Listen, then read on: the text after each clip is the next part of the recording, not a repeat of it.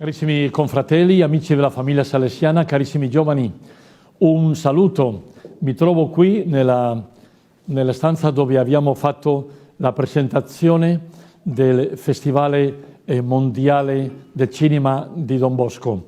E con queste mie parole, dopo l'accoglienza, bellissima accettazione degli esperti, delle persone responsabili dei mass media, dei critici literari, che hanno accolto questa iniziativa come dicendo ma che bello che i giovani hanno questa capacità e hanno potuto dire la loro parola. Io voglio chiedervi questo.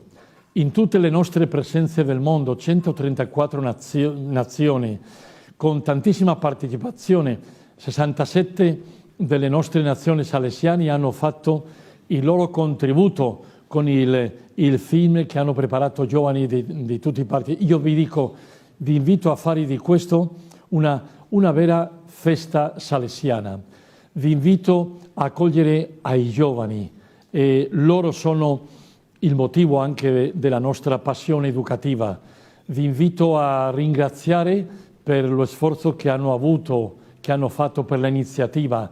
In definitiva, di accogliere questa iniziativa salesiana con il cuore di Don Bosco, che è la prima, che sono convinto che ci saranno tante altre con un grande successo, per dire i giovani hanno una parola da dire oggi sulla speranza.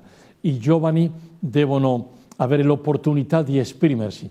Lo hanno fatto con questo grande festival e vi chiedo di non lasciarlo passare. Il giorno 18-19 avremo la finale e vi invito giustamente a seguire e fare in tutti i nostri posti un motivo di celebrazione, di visualizzazione dei film, specialmente nelle nazioni dove, e nelle province e le ispettorie dove i giovani hanno offerto i suoi contributi.